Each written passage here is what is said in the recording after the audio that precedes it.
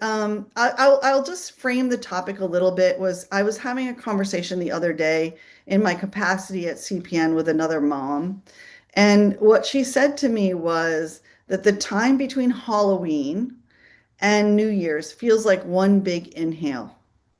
That what she is doing is holding her breath until the madness of the costumes and the family gatherings around Thanksgiving and the friendship and family gatherings and celebrations that happen in the month of December through January sort of force her to sort of suck her breath in and hold her breath and wait for it to all be over. And honestly, I felt a communion with her when she said that because I myself was in that place. But I also challenged her to say, um, while you sit in that space, can you also look at the holidays as an opportunity? Maybe um, following a tradition feels hard and onerous, but maybe you can also see it as a welcoming relief or safety mechanism to fall back on. And so tonight, I hope we can talk a little bit about how the holidays can be both a challenge and an opportunity. I know for my own self, it felt really good to invite my family into my home. They all came here because my son, we really couldn't get out of the house with him. And they came here, and it felt nice to have that circling of my family around me to envelope me. So I hope tonight we can speak as a panel, excuse me, about both the challenges and the opportunities that special days bring to families, whether you are caring for a child now or bereaved. So I will turn it over now to my panelists, and I'm going to start with you, Blair. Hi, everyone. My name is Blair Young Whitworth. I am mother to my beautiful angel, Bubba. He passed away in June of 2024. He was born with a super rare neurological condition called neuronal migrational disorder with cortical malformation. And we spent a lot of time in and out of the hospitals throughout the holiday season. So we were very well versed in that. And my husband and I also have our 2-year-old daughter and now our 2-month-old son. So we're heading into the holiday season uh, kind of a new passenger with us. So we're going to be navigating that through this holiday season with our son as well added. So I'll pass it on to Lindsay to introduce. Good evening, everybody. I am thrilled to be here. I have to say, when we were doing our pre-meeting, I had this moment where I thought, oh, I need to be the one listening to this panel. This is such an important conversation. I come into this space with CPN as a mom who's actively caregiving. My son is Owen, and he is our only child. He was given a prenatal diagnosis of 5P minus or Crete-Shaw syndrome, as well as a microduplication of his 17th chromosome. So these two things were both rare.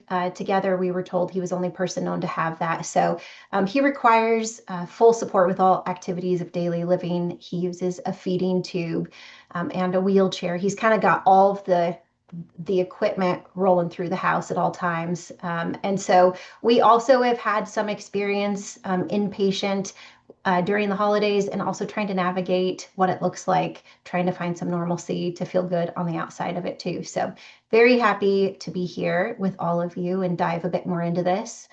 I will pass it over to Tatum to introduce herself. Thanks, Lindsay. And thanks for having me. My name is Tatum, and I'm a proud mother and proud caregiver as well. I have 2 children. Our youngest her birthday's tomorrow. She turns 11.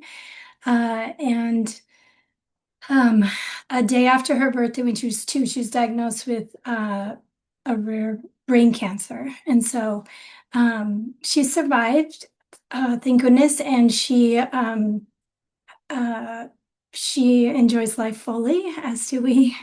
But also she uses a different mobility equipment, depending on how she wants to move her body between a walker to a power chair to a manual chair.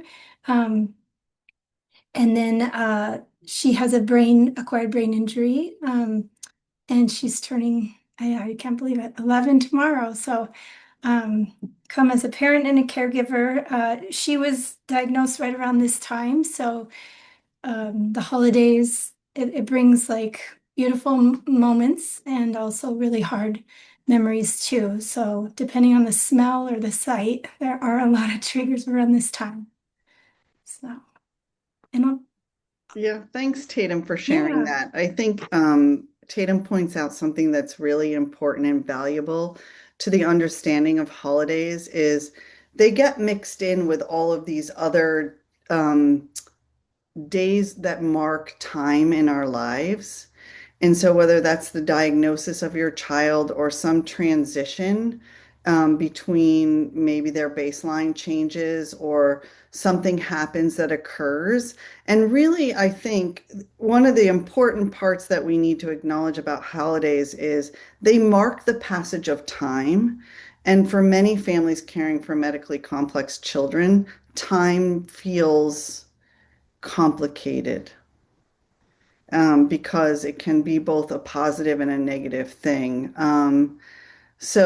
We talk a lot about how that passage of time can create a space where holidays feel hard to cope with because you need to acknowledge that. They also cause us to reflect, right? Any kind of special day causes us to reflect back on what was and what might be in the future. And that can look very hard for families like ours.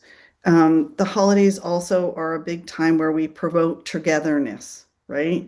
It's something that we all think about it. You know, you see it in the Hallmark commercials and TV videos. But the real reality is that for families of medically complex children, we feel a lot of times like we're standing over here outside of the togetherness. And so forcing that in a time when the holidays become really intense can be really difficult. And, we're filled with this pressure right now to be social and joyful and we want to have the pressure of cooking the best meal or finding the right gift or digging out the best ugly sweater. And all of those things feel irrelevant a lot of times in what we're coping with. Um, so we're here tonight to start that conversation. And so I wanted to start with maybe something that seems simple, but traditions, and maybe opening up the floor to our panelists to talk about either how you hold as a tradition or a ritual as a place to gain strength during the holidays, or maybe it's a place where you needed to make a modification and let one of those things go. So I'll open it up to anybody who wants to go first. I'll speak to that because I saw there was a lot of bereaved parents in here tonight, and a lot of newly bereaved. And something that I can say, I always did holiday cards with Bubba and our family. Every single year, you could expect them from us. I looked forward to them because I always loved capturing photos of him while he was, living and being able to share his smile. All our friends and family looked forward to them. And last year for me, it did not feel right to do those holiday cards. Um, I felt like I had already been through, almost like used his picture enough for his funeral arrangements, on his prayer cards. That one picture that I loved from that year, I felt like it was already overused. And I didn't know what picture I would be able to use of our family because it didn't feel right because I felt like my family was broken in those moments. And I didn't do it, and it felt odd to me not doing it, but it also felt right not doing it because I felt like I also had to put on there an explanation about Bubba's death somehow in that year. And I was like, well, that's a real downer for everyone. So I did not do that last year, but this year I found a way. I wanted to do it and I actually looked forward to it. And I was able to get them in the mail. And I, was able to tie our holiday card around this year, tie it into things that Bubba loved, which I don't want to give it away to my friends on here that'll be getting them. But there's special things on the holiday card that, everybody who knows and loves him, they'll see it and they'll know it's kind of an honor to him. And, I included one of my favorite pictures of him on there, as well as our new family pictures with our newborn. So, I think there's some traditions that kind of can ebb and flow through time. And if they feel right, then they do. And if they don't that year, then they don't. But I think there's also some traditions in our family that, you know, I think we're going to create new traditions that honor Bubba. His birthday's November 30th, and it might become a day for us. I love putting up the Christmas tree, but I think in time it might be a day that we might put the Christmas tree up earlier, but it might be one that we put ornaments um, on November 30th on his birthday to kind of start out the holiday season, which he loved so much. Um, but I think there's a lot that can modify through time, especially being, family that's dealing with child loss. And I think through time, Jennifer can probably speak to it. There's some traditions that might go, but new ones come in and you might revisit new and old. So there's a lot that you can do through the holidays. Yeah, I think that traditions can be very comforting and whole for families, but I think we run into the risk of thinking that there's the pressure that we have to perform them and then we have to do them and they can't be changed. And certainly with my own son who was neurodegeneratively declining, so over time he became more disabled, and so we had to modify our traditions again and again and again. And I can remember, and you can read about it actually on Courageous Parents Network writing about that transition from when he could hang his own ornament on the tree to when we had to actually, take his hand and help him do it. And then to the point where he was sitting in his wheelchair and we were doing it for him. And we as a family had to make an evolution through those traditions.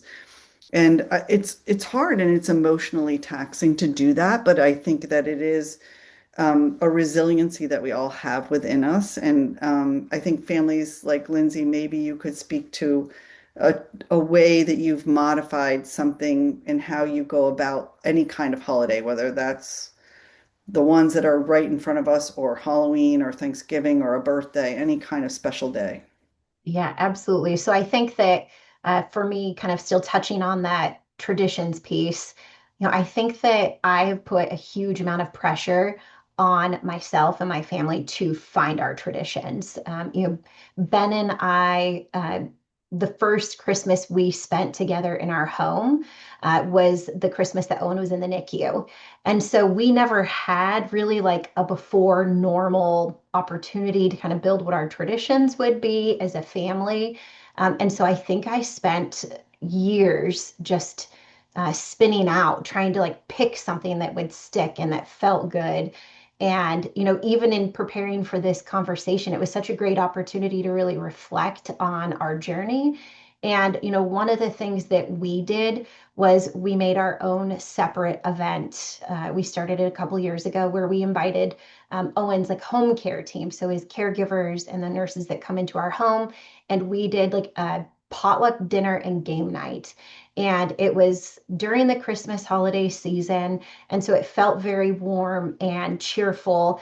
And what I realized when I was reflecting is that was kind of reminiscent of that first Christmas that we all spent at the hospital with those nurses that were really the people that knew our son best other than us. And so it kind of became this really nice thing that we got to do, this tradition. Just again, spending it with the people that know Owen the most. And there was no pressure. Nobody batted an eye. If somebody needed to help with suctioning, if he had to get a quick diaper change, nobody was trying to feed him off of the table. Well, why don't we just try this gravy? How about we not? He's NPO. Like, let's just skip that. And so I think it really, I was looking in the wrong spots, I think is the moral of my story. And just accepting that our family, a big part of it is our medical team and our caregiving team. And we love our family. We both have lovely families, but there's a lot of pressure with that kind of traditional holiday celebration experience, whether it's a birthday, Halloween, whatever it may be. There are typically things associated with that that Owen can't do. Owen doesn't seem very interested in gifts. So the idea that somebody brings him something to open, he needs help opening it. And then he doesn't do this big, like, whoa, it's the Nintendo I've always dreamed of. He's like, whatever, can I chew on it? And he may be just happy with that. But I always feel this like performative thing that has to happen to compensate everybody's feelings. So again, kind of bringing it back to like, we can do all that and that can be special, but maybe the moment that fills my cup the most is going to be the moment when it's with his caregivers so that I can just be my true authentic self and Owen gets to just be him. So I think that's been a huge aha moment for me this year. Mm. And Tatum, over time, how have you managed the, tradition and ritual and the things that, culture asks us to do during this season? Yeah, I think the highs are high, the lows can be very low.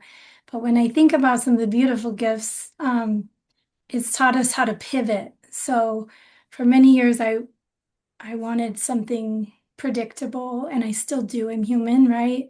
And traditions, that's assuming you get to do that tradition again the next year. And so like with our daughter, we don't always know how long we have. And so with her and so for us, I feel like the holidays is a time of constant pivoting, right? And sometimes the best I can do is have like three backup plans in case things don't work out. And then that way we can, as seamlessly as possible, um, exit if it doesn't go well. We also bring people to us. So entertaining is like our daughter has wheels, so the world's not really fully accessible with people, not just kiddos, adults, humans who have accessibility needs. It's just not designed for everyone. And so that being said, we have learned over the years to bring and we have that privilege like to bring people to us, but then also I can step away and care for her or put her to bed when it's her bedtime and still get to socialize. We've learned that going out to other places, we've crashed and burned. Like you can't even get in the house, and it's just really disappointing. So I think that pivoting is one thing that is, I see it as a privilege because if we get to do another Christmas, then we get to pivot. And I also think when I notice when we pivot and it's also sad. So like it can be really sad, right? Like it's just not a good feeling when you're not included. And that's probably true of most humans, right? And so sometimes those pivoting moments or when you're in crowds, you just feel eyes looking and it just kind of puts a magnifying glass on what you already know. But yeah, it's kind of a mix of everything. And I think for me in the holidays in particular, that ability to pivot and then sometimes just come home and cry and feel and then rally the next day, because we got to, as messy as it might be, we got that opportunity and we may not get it again. It's just it's not a clear landscape, Mm. right? So that's been one thing I've tried. I created a lot of suffering for myself, expecting to do the same things every year at the beginning. And then I had to let go of that a little. Kind of like Lindsay said, in terms of how she pivoted and made it what works for them, right? And in the same way, that's sometimes those are the only choices you have, right? Yeah. And it's a privilege to get to have them. So it's like this weird landscape in my uncharted landscape, not weird, but just unpredictable, uncharted. And it can be exhausting because it takes a lot of energy to constantly pivot. Yeah. I think your terminology of pivoting is very accurate and speaks to what families like ours have to do, particularly a lot during the holiday season. And I love that you brought up that it can increase feelings of isolation. It can increase feelings of sadness because you feel like you're missing out, maybe, and or because the pivot feels both good and bad simultaneously. Good because you've pivoted and you've made something joyous out of something that you know felt bad, but then you can't help in some ways but look over your shoulder to what could be and how could it be. And I know in my own circumstance, like you, Tatum, we invited my family into our house. That's how we celebrated any kind of special day, whether that was Benjamin's birthday or Christmas or Hanukkah for that matter, because we do both in our house. Um, we invited people here because that was the realistic way we could participate. But even that brought on feelings of guilt because you want to get out into the world. This is the time when the world says to you, go out and be merry and share that merry with other people. And that's complicated in the moment. And Lindsay, you spoke to it by inviting caregivers in and modifying that tradition so that you could do it. But I think because we have some extended family members here and friends, maybe, if you could each speak to maybe what you would want people to hear, and I'll save my comments maybe for the end. So why don't I start with you, I'll Lynn? jump in. Yeah, I'll jump in here. I think one of my ideal asks is to have extra grace with us because I don't know what I need sometimes until I'm in it. I don't know sometimes how to ask for help because I'm just not clear what that thing looks like. And I think that even this holiday season, I have a very big family, so trying to figure out who's hosting and what role we're all going to play, and everyone is so wonderful to say we'll do whatever it is you need. Um, Giving us space that I don't know what that is. So, and Jennifer, you mentioned this. I think it's been mentioned a few times, like the passage of time. This is like a moment where I'm remembering the NICU. It's where I'm thinking about the fact that my nieces, who are the same age as my son, are like doing completely different things. There's just so much awareness, so many triggers, and everywhere we go, like you said, Tatum, the smells, the sights, it's always there. So I think having some grace with us, like when you ask for my son's Christmas list, I mean, he needs an elevator lift, a wheelchair van, and Chewy toys. I mean, that's a whole other issue. But I think that, um, and also maybe, and this is maybe asking a lot, but to check yourself, right, as a person that loves our families. Like, is this for you or is this for the family? Because I feel like I've also tried to really not productively carry the grief and expectations of our extended family to protect them. And I'm trying to get better about pushing back. But I think anything that you all can do to help us in that would be huge. Blair or Tatum, anything to add?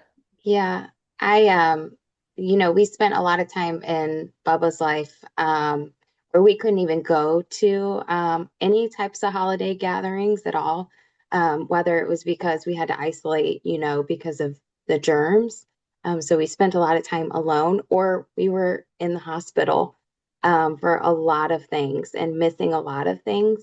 Um, and I think there's sometimes some family members would almost guilt you about not being somewhere or say, oh, come on, they'll be fine. And it's like, that sounds great to you all, but like for my child, it's life or death, common cold for him is life threatening. So I think there's always has to kind of be that consideration when, a family like ours is saying, we're not able to come. There's a lot of factors that go into that. It's not because we don't want to be there. It's because a lot of times we're protecting our children. in the best way that we can, which is not being there. And again, accessibility, or it just might even be like, I don't want to have to haul my son's feeding pump, wheelchair, um, oxygen concentrator, BiPAP ventilator, suction machine. I mean, we're bringing a whole hospital room. Like it's exhausting for us, and that even just the mental load of thinking about having to pack up the house, and then the stress of, okay, if something happens, what are we going to do? What's our exit strategy? Um, so I think you kind of have to think about all of these things that are going into our head, through our head. And also sometimes maybe we just don't want to go. And because the conversations that we might have with other people um, make us, again, kind of go into that space of, hearing about, it's great hearing about like a family member's child progressing in life and things like that. And it really hits us because at the same time, we might be seeing our child regressing or their condition progressing. Um, So sometimes we just don't even want to have to go and have these conversations or try to put on a happy face. So I always think just keep that in mind with us. We're doing the best that we can. And yeah, like Lindsay said, giving us grace in all of these situations. We don't show up, but I always tell family and friends, if I have to decline, even now, being a bereaved parent, if I mentally can't handle it, I say thank you. Please keep inviting me Mhm. because I might, I might come, I might do it. And I think also speaking to any caregiver and bereaved parent, my therapist gave me this tip years ago, and she said, start treating your mental health like you would if you were sick with the flu. So if you are not feeling like it, it's really bringing a lot of stress to you, triggers. Don't put yourself in those situations. You can stay home, take care of your mental health, like you would your physical health.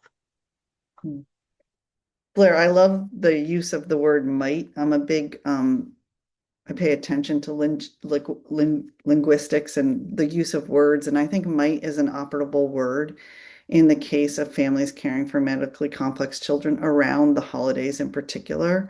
I might be able to send a holiday card this year. I might be able to find the right gift for my child. And that's a lot of pressure when your child doesn't meet those developmental milestones, or there's other places and you're performing so that your other children, see what you're doing, or, they think Santa's doing the right thing, or the grandmother wants to see it.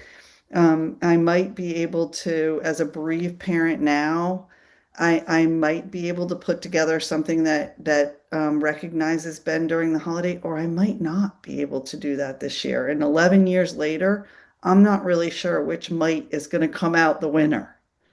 You know what I mean? So I think giving the space for everybody who surrounds families like ours to think about the word might and where it fits in the situation and how you can support the capacity for families to choose either side of where that equation turns out is really important. And also for the families that are here to know that it's okay to choose either side of those without guilt, because guilt can be a really big part of the holiday situation because we put what we think it should all look like, and we feel the pressure from the outside, and we want it to be. I know I felt so much for my other two children, worrying about would the holiday be what they always wanted it to be, and how would they remember it. But that pressure isn't something. They're 32 and 27 now, and they don't talk to me about that. It's not part of what they think about now. They see the holiday for what it was, and it was their own childhood. So they're not thinking about those things. I was the one doing it. So give yourself grace to know you might land on either side of might. Mhm. I like that. Sometimes I say, maybe practice pivoting. It's good for us all to be able to pivot because, let's be honest, like we can't predict the next moment. We pretend we can, but we really can't. And so sometimes I feel like asking others to just know that to show up can be really hard. Like it takes a lot of energy because we're holding up a lot of other things, and you're not going to necessarily see that. Nor am I don't really try and explain it to people anymore because it takes a lot of energy to try and explain it to people. And you only got so much energy for the day, right? And so I think it's just good to consider that when families like ours show up, however that may look, traditional or untraditional, or messy or not messy, like just pivoting and imagining like, it's just not about trying not to take things personal, because that's one thing that I think as years go on, I tend to try and grow and evolve like we all do. And part of that evolution is accepting reality because there's a lot of grieving. And I had a hard time kind of accepting what I thought life would be like versus what it is. And not everybody can handle the truth. Like there's some hard truths that the families like ours know. And once you know, you know. And so just, I don't know, I just really believe like everyone's trying to do their best, and maybe a skill that others could practice some is that pivoting, being able to pivot and shift. Because quite honestly, I'm not always thinking, 2 weeks ahead about something scheduled at 2 p.m. I mean, ask me about a half hour before that starts. Well, I mean, I'll tell you we're going to be there, but the reality is, I know we may or may not make it. Um, and so I think that is one thing, like when I talk about others pivoting your expectations of what you hold as should, could, would, because we surely are, even moment to moment. And I think that's not a bad skill in life for anyone, not just a parent, a caregiver thing either. I think we all do better when we can be flexible and pivot in general. So. Jennifer, there were two thoughts I had pop into my head that I wanted to share. One of them is that, like, to acknowledge, especially for so many clinical folks on this meeting with us here tonight, like, as a medical mom, I am also aware that anytime there's a holiday, that means you all are closed. And so, in addition to all of these other things, it means that if I'm lucky enough to have a caregiver or a nurse, they're probably taking that time off. So the caregiver load is larger. And we are likely going to be doing it with less support from clinics, more dependent on emergency medicine, all while it's filtering flu season. So you all know this, but I think it's just like a good, like let's call it out. That there is also this added stress that anytime there is a 3-day weekend or something that is a change to the schedule, just the anxiety, I think, for medical families lifts. So that was one thought I had. And then another thing that Tatum and I have spoken about in terms of being a part of this community and actively caregiving, there is this uncomfortable, I'll say duality, where we are very aware that not everyone has their child with them right now. There are many bereaved family members in our community. And so in kind of our day-to-day world, like of the PTA meeting, people are staring at us like, I don't know how you do it. And we're other, we don't really fit. But then when we come into our community, it's also like trying to balance the permission to be angry or sad, all while feeling like, but we are so fortunate right now. And there's a lot of mental gymnastics, I think, that take place when you're connected into this community. And I think, Tatum, you may have said, once you know, right? And once you get to have these friendships and experiences, it just changes us. Mm. Lindsay, you bring up a really important point, and I think I was going to tackle emotions and talking a little bit about the emotional load before we go into questions. But I think Lindsay's right. We work together. I am a bereaved mom. She is not a bereaved mom. We have to speak with one another as peers, as friends, as coworkers, as supporters of one another, and we are uniquely in the same but different situation. And yet, I think for me, and I'll maybe get you guys to comment on this. For me, after Benjamin was diagnosed, it suddenly felt like feelings were in some ways outside of my capability. So I could think I was feeling happy, but I never really felt all the way happy. And that has exasperated itself during my bereavement period, right? It's like they're always sort of swirling over here. I can feel the happiness or I can feel the immense sadness and I want to cry to that depth, but it's over here in this sort of space that I can't quite reach. And I think for me during the holiday season, that sensation of having that sort of shield, for lack of a better word, gets worse because everybody else around me seems to be super joyful or super willing to engage in this. And sometimes I can go deep and sad, and sometimes I appreciate one of my siblings saying to me, you want to just really talk about Ben and where you are right now in this year. And but mostly it sort of feels that way. So for just a minute, let's just talk, and then we're going to open it up to some questions. But what feelings do special days bring out for you as a whole? Um, and maybe I'll go to you, Blair, as a fellow bereaved mom first, and then we'll move across the lens. Yeah, I think, definitely when Bubba was living for me, um, there was this undercurrent of anger that kind of existed on these special days and holidays because um, I was angry, also very sad, um, and kind of overwhelmed with that idea that this could be his last, Halloween, it could be his last birthday, it could be his last Christmas. And that's kind of the world that we lived in for most of his life. And every single year that those holidays, those emotions came. And even now, as a bereaved parent, there's still that anger that comes up. It feels like a different type of anger. It's not this intense. And there's definitely a guilt for me that comes as well. I just naturally start going back in my mind and start questioning, did I make all of the right decisions? Could I have extended his life? Could he have been here for this holiday?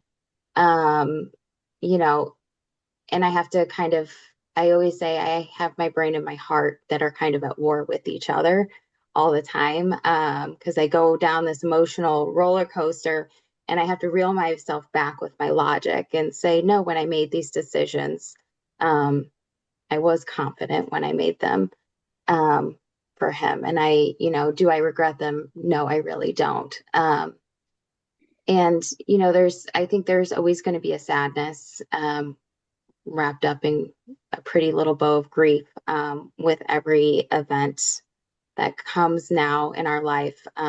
Even last year, just having our whole extended family together for a Christmas party, on both sides of our family, doing one and the other.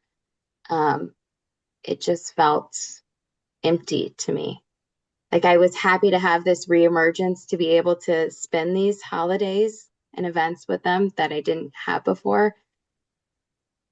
But I also looked out and I didn't have one of my children anymore.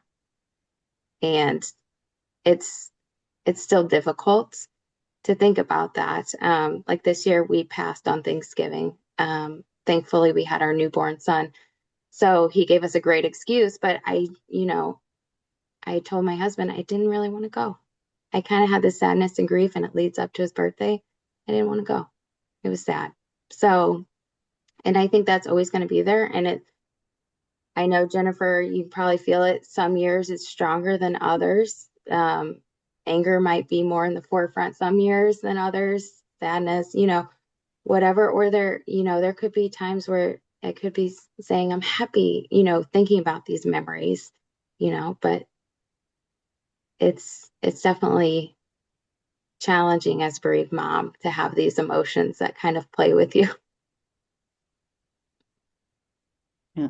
How about you, Tatum? How do you approach what emotions do special days, and I know it's harder because Tegan's diagnosis also happened during an intense holiday period. So they're all Mhm. interrelated to you. But how do you sort those emotions over time?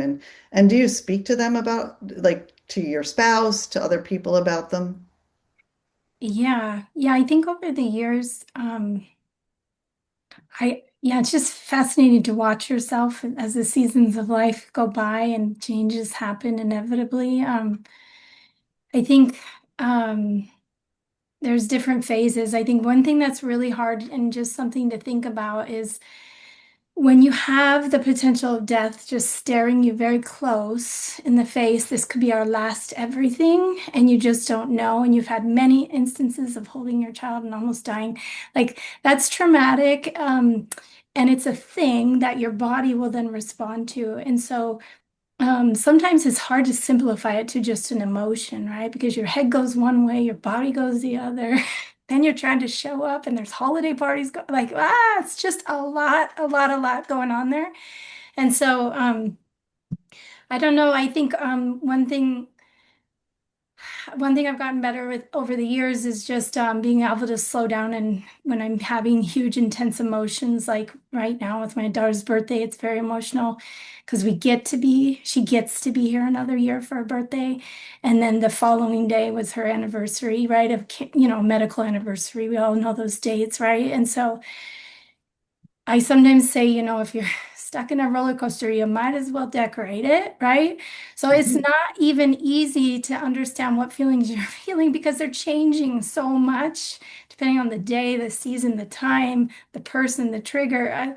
So I think, yeah, it's just a really difficult question because it's hard sometimes to even slow down to think about emotions when you've been wired to survive with your child for a while. So in my best world, a day where I can sit down, I mean, I can just tell you this morning where I sit down and I just cried about some grieving I'm having, like just some things that make me sad, and just being able to just kind of like vent that to my partner. And sometimes that's the best I can do, and that's the most I can ask for. And it's messy and it ain't pretty, and Yeah, we can carry on. yeah, So, yeah, yeah, emotions are a hard one for me because when trauma's involved, the emotion and the brain are, um, it's just not, it's, I don't know, it's an art of some type. yeah. But Scrambled eggs. Yeah. yes. Yeah, I yeah, picture like throwing tinsel on that. yeah, That feels like yeah, the appropriate decoration for this yeah. type of trauma. Yes. All right. I So will, we're at 10 minutes before the hour. So I think what I'd love to do, and I don't think that we've had any um, questions in the chat. And I think if you have a question for the panel that you would like to ask, I would ask you to turn on your camera and ask it orally. Like just go ahead and shoot it out, and let us know what your question would be for the panel, around the holidays and coping, and whether that's from a bereaved perspective or the parent still actively caring for their child.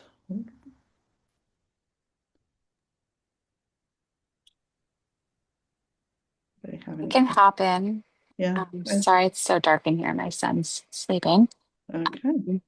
And I guess my question is like around anticipatory grief. Like in this world, we're surrounded by people on moms on both sides, having a child who's seriously ill and being bereaved. And so I guess like I find myself engaging with like anticipatory grief, almost being like, maybe it'll make it easier in the future or something. And I'm like, I don't know. I guess the thought process or the question is like, is there anything I can do now looking at this holiday season that I could look back on and be like, oh, I'm so glad I engaged with that? It's a very open question. or just thinking about anticipatory grief, is it even worth it? Yeah. Lindsay, do you have anything to offer? I think that I hear you about the anticipatory grief. That is something that comes up for me a lot always, but especially I think during these times. And I think that one thing I am trying to do more myself is to get out of my head. And so really finding something that is grounding so that I can be present in this moment. And it may be that I'm present in this moment and I am a puddle, but something that is grounding, something that can be here and now, because I think that anticipatory grief for me can sometimes lead to like a spiral of like future tripping, and I don't know what's coming, so how can I ground myself now? So I don't know if that is useful, but that is something I am like saying out loud, hoping to hear myself. I think for me, just thinking about when Ben was alive, and Laura, I was always having that anticipatory grief. I think part of the problem with coping with the holidays is it's the anticipation of them that actually is more work than when they actually get here some of the times, because we've lived this heightened sense of we have to anticipate everything, right? We live in uncertainty. So we're programmed to say, okay, now we have to anticipate everything, even the grief. And I can remember one year, my family and I just decided that on Christmas morning, we have my extended family over Christmas Eve. They all come to my house because it was easier for us to be together at my house because of my son than anywhere else, which of course meant a lot of work for me. And one year we just decided the next day we weren't going to do Christmas. We were going to wake up, we were going to eat, we were going to wake up whenever we woke up, which was usually dictated by Ben, but we would open gifts however it worked. And for a lot of years, it didn't work for him at all. And then we were going to just order Chinese and play games or read books. And we didn't even think about Christmas really that much that day. And it was such a freedom to let go of that ritual and that tradition, which Laura helped me let go of the grief that I was anticipating in losing Ben future forward, because I created a space where I just had to say I'm going to be present right now today. And that really helped. And I think some of the problem with holidays is there's so much pressure to do and guilt when we don't do. And feel. I would throw out that do and feel a certain way. Yeah. Yeah. Okay, so we are at the top of the hour. Last year we asked if you had a tip to give. So I'm gonna challenge my panelists to give a tip, and I'm just gonna give one on about how I transitioned a tradition and ritual in my own household to help me cope with my bereavement, and I think has helped my other two children cope, which is to say, it was a tradition in our house to give each of my children a new ornament for the Christmas tree in their stocking. And Of course, that felt horrible the year after Benjamin died because we were no longer buying him one. And the fact of the matter is, speaking to Laura's anticipatory grief, it felt horrible years in advance of that, because once he could no longer acknowledge what the ornament was um, or hang it on the tree himself, that itself placed a burden on our family. But still, we have transferred that tradition now, and I still buy an ornament every year. And I still hang it on the tree after my other two children, who are now grown adults, but thankfully for myself, come home and sleep at our house. I still hang it on the tree Christmas Eve and Christmas Day. It's a game that they play. They look for the new ornament that I have chosen that reflects Ben's personality. And then they look forward to it, and then they look forward to holding and having some of those um, ornaments themselves one day in their own household. So that's my little thing. You can take a tradition that you had as a family and modify it as a bereaved parent to meet your needs. And I would also say, if it doesn't do what we did, like Chinese, and just throw it away. So I'll go to maybe Lindsay. What do you have for a Okay, so my tip is very different end of the spectrum here, but find yourself somebody you can call and yell and cry into the phone to.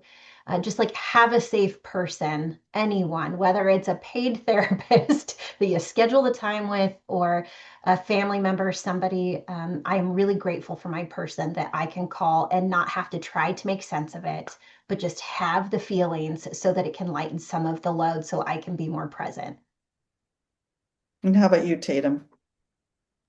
Yeah, everyone's so different, so I always am careful in tips, but even just a moment, because sorry, having a whole day to like do anything, that's a big ask. Um, but having a moment of just remembering to breathe. Like so for me, I take time before everybody gets up and I have just a moment with myself and I do like I looking at nature is a big thing, whatever it is for you, right? And just remembering to slow down because it's a busy season for most, but it's really complex for some. There's just a lot of layers that are there, and so I think I have a lot of worry about if we ever get another holiday, another birthday, right? And that's very difficult to slow and breathe when you've got that breathing down your neck. Um, but sometimes the best I can get is even just a moment. And that's okay. It's something, right? Mhm. Even if it's 30 seconds, it doesn't need to be a spa, but Yeah, literally just a couple breaths is my advice if I was to give some. yeah. And how about you, Blair? I would say if you are in the middle of caregiving, if you're like a family like we were and we were in the hospitals, free yourself of expectations, especially around holidays. Just free yourself of it. Don't even think about it. Um, you can make magic within the hospital walls. It is possible. And really just lean into, if you don't have to, put pressure on yourself making these traditions, but just lean into what your child loves and who your child is. Um, and just cherish that. Because again, like when you don't have expectations and you just lead with love and whatever your child needs in those moments, that's magic for them. And you don't need some holiday, whatever, or some other tradition that you've created to make magic. Like you can do that just within, your child and wherever you are. I remember when I let go of expectations, we started having fun in the hospital. You know, Yeah. I look out and the whole world was celebrating Christmas outside, but we were having so much fun in the hospital. And it's possible to do that. And, even bereaved, I've let go of expectations as well, still following that. We're gonna lean into what's right for our family and follow that. And whatever happens, happens. We're just going with the flow. Mhm. Yep. Thanks, Blair. I think that expectations around the holidays are a big thing. And I think expectations across the year, no matter whether it's a special day or not, are also a big thing for families caring for medically complex children. And it's hard to let go of an expectation, but it is a healthy thing to do. I want to thank everybody for joining us tonight. I hope that what you've learned tonight is the emotional landscape of families during the holiday season is complicated. We try our best to understand it. We're glad you came here tonight to try to help understand who we are and what we're doing and to help us better understand it as we're doing it ourselves. We talked a little bit about some strategies for coping, some triggers that happen during the holidays. I hope you learned something. We will send an email follow-up with some resources around coping for the holidays that you can dig into, and a summary of what we talked about tonight, and how maybe you learned something about how you can transition some of your traditions or the rituals, and when you need to find them important in your life, and maybe when you need to let them go. And more importantly, I think I'm so happy that you all showed up here to have this important conversation because really what it shows families like us is how invested you are in helping us figure out these really difficult times around special days. And I say special days because I know we're talking about this in the month of December when the big ones are happening, but really they happen all year long. And so this conversation isn't one that should only happen in November and December. It really should be happening all year round to help families cope with whatever that special day is to them in their own personal lives. So thanks for joining us. And I hope all of you can go forward in the coming weeks and found pockets of peace. I think that's the best we can wish for one another is moments of solitude and peace and happiness with yourself and the people that surround you. So thank you for joining us tonight.